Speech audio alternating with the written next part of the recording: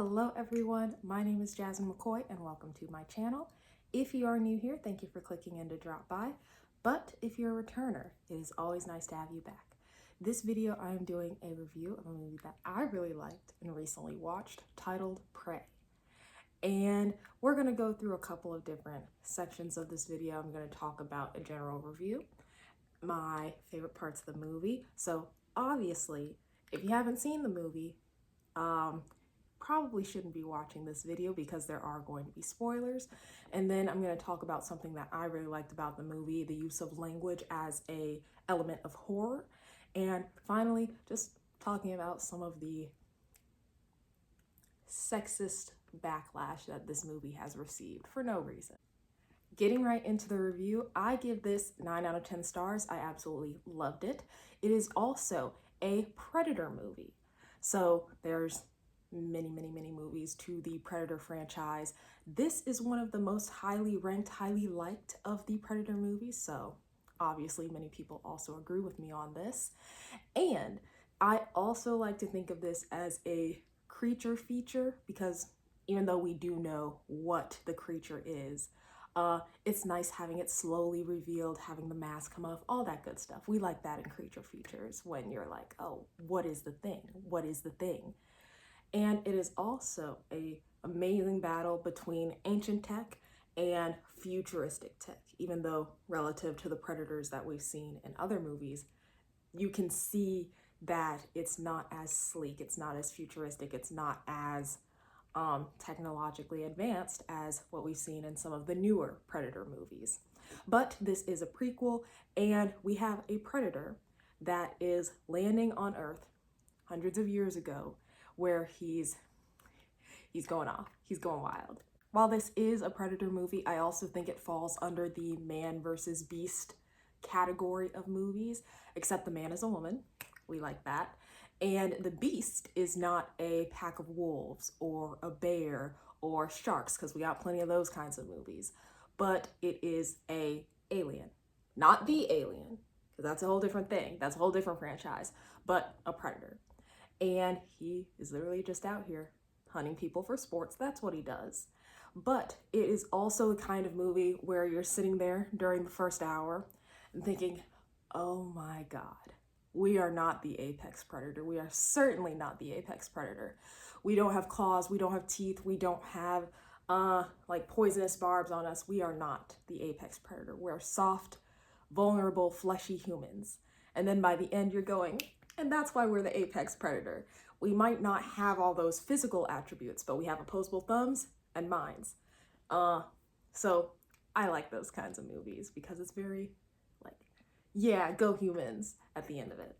Another very important thing about this is that since it is set in the past, we have Native American characters, but those Native American characters are actually played by people who are Native, not a white girl with brown hair, and that's all that they do with the casting department.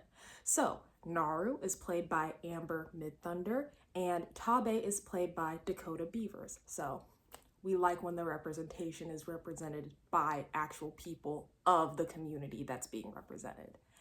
And we have a female main character. We love strong women leads, and that is pretty much it. The only thing that I would have liked to see more of in the movie is we got to see the interaction between Naru and her mother. What I would have appreciated seeing is interaction between Naru and the other women of the village to see what they think of her and how it is that they speak to her about her wants, her desires, her goals of being an accomplished hunter, because she already is and has been trained to be an accomplished healer. That's an expectation, a gender norm. So I would have liked to see, because the relationship between like a mom and her daughter is going to be very different from a daughter and her peers and how they talk to her. So that was just one thing that I would have liked to see in the movie. But now we're going to get into my favorite parts of the movie. The scene that gave me the first gut-busting laugh was when Naru and that guy were up in the tree. I can't remember his name at the moment, but they're up in the tree, and he is essentially taunting her, saying that she's not built for this, that she's going to end up dead, eaten by the mountain lion, and he gets up eaten by the mountain lion. And that mountain lion came out of nowhere. It just, I'll take that. You're gonna be a good snack. So that had me laughing, firstly because of the irony of the situation. Even though she did get hurt, she still lived. We like that. I mean, that needs to happen for the entire rest of the movie to happen, but it also sets the tone of the movie and of the world that they live in, because they're living in a time where it's you or nature. And if nature gets you, you out. You're done. There are no there are no take backsies. So I love that. And then later, when that other hunter had been wounded, she was able to show off her power as a healer. Show like, hey, I know that I am working on becoming a great hunter, but I also have amazing skill in healing, and I am an asset to this team. I am an asset to your group and being out here. So don't try to say that I'm not useful, because I am. I love that. The next thing for me was the bear's death scene, because her fighting the bear, it's like, oh no, we are not the apex predator. But then the predator comes, and obviously you can't see him, but you see the slight imperfection in the camouflage. So he shows up, but not quite. And then you have him, like, you have Naru up in the beaver hut, and the bear is following her, and then suddenly something's fighting the bear, and you're like, oh my god, it's the predator. And when it takes that bear, it essentially did what Hulk did to Loki, and I'm just like, ooh, ooh. And then you have him rip open the belly, and all the blood starts dripping on him, and then you can see the shape of the predator, and Naru is just like, this is not for me. And then she dips into the water, and it's like, exactly what I would have done. But that was an excellent and a creative way of showing the predator without actually giving you a lot of details, because you can see it was just good. It was just very, very good. And then you have the fight between the predator and the French trappers.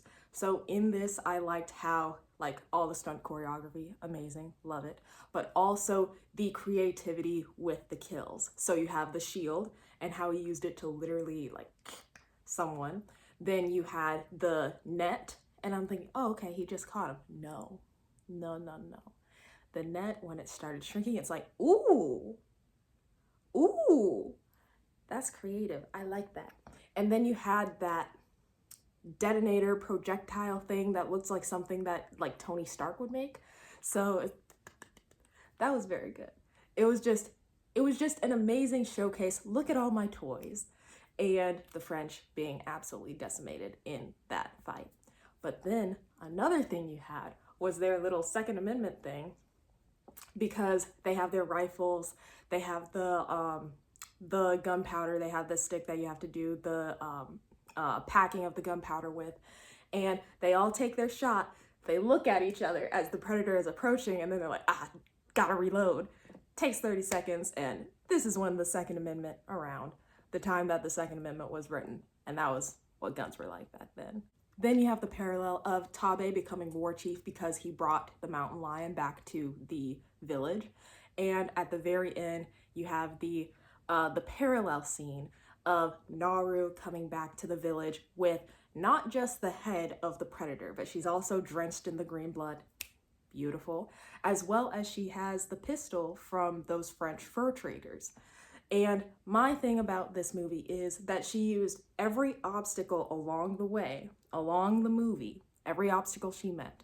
The hatchet, and being like, well, dang, if I throw the hatchet, how do I get it back? Okay, I'll just make essentially a retractive leash for it. That way when I throw it, I just pull it and it comes to me.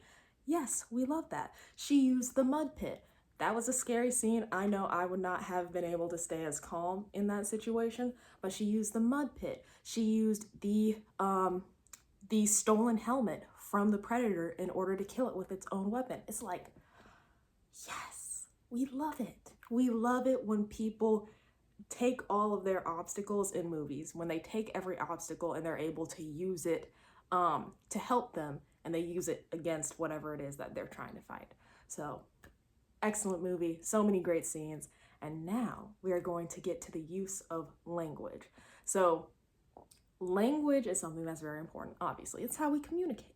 When I watched the movie, I did not know that there was the option to watch the movie dubbed in Comanche. And Comanche is the language that Nara's people use. So, I'm definitely going to rewatch it again in Comanche, but I really appreciate that not only did they use native actors to play native characters, but they also had the option for people to watch this movie in a native language, a Native American language. So I really appreciated that. And now the use of language as horror. The scene in which Nara was captured by the French fur traders.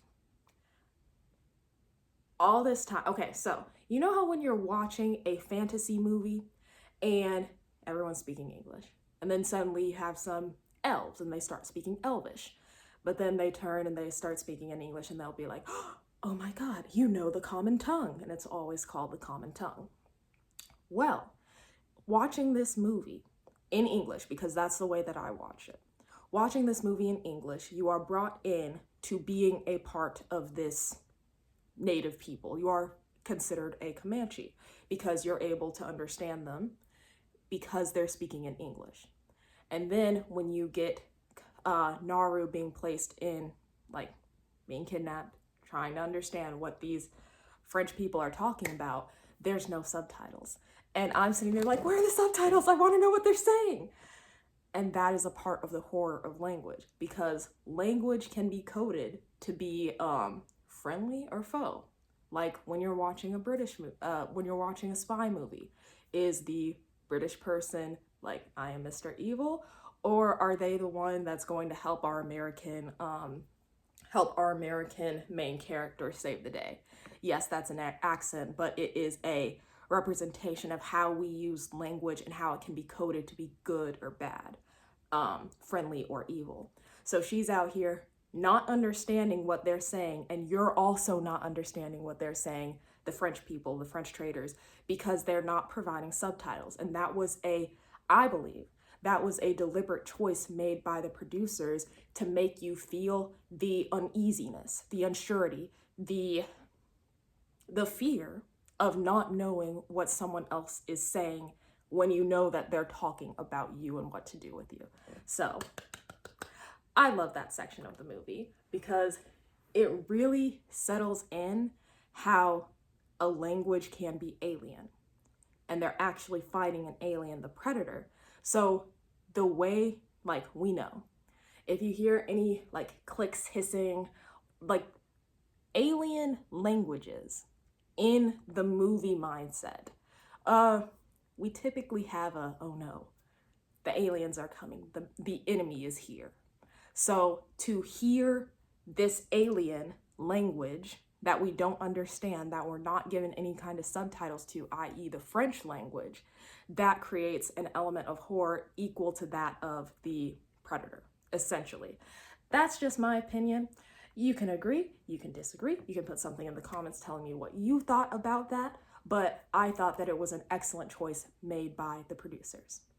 And then finally, you had some people out there in the internet world saying that Naru is a Mary Sue. She had everything handed to her. Did you watch the movie? She obviously did not. There were many times where she failed. She was not able to kill the mountain lion. When she was trying to fight the predator, she ran away. And, well, actually, not just her. When her and that group of Comanche warriors that were sent to find her were fighting the predator, all of them got slaughtered, and she ran away, and she got caught in a bear trap. Then she got caught by the French traders. Like, she didn't just walk up in here and say, I'm gonna kill the predator. She had to work for it.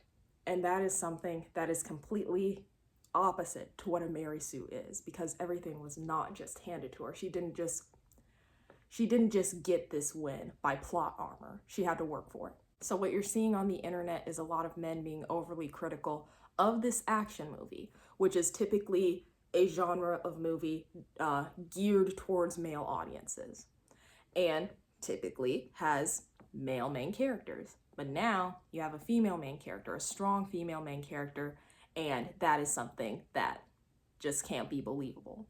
But my thing is this. Naru is someone who is built for this situation. And I wrote something for this. She grew up in a situation that gave her exactly what she needed to know in order to survive this.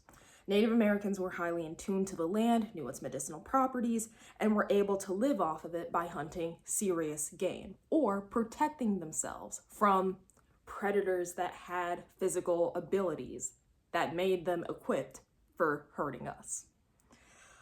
Naru did not have this one handed to her by plot armor or simply by being the main character. She had to work for it. She was built for it. She trained for it. She learned for it. And that's all I have to say. I really enjoyed this movie. You should certainly watch Prey. You can find it on Hulu. Very good. You should watch it in English and in Comanche. Give it 2 watches because, I mean, it's that good of a movie. And thank you very much for watching. I will see you in the next video. Bye.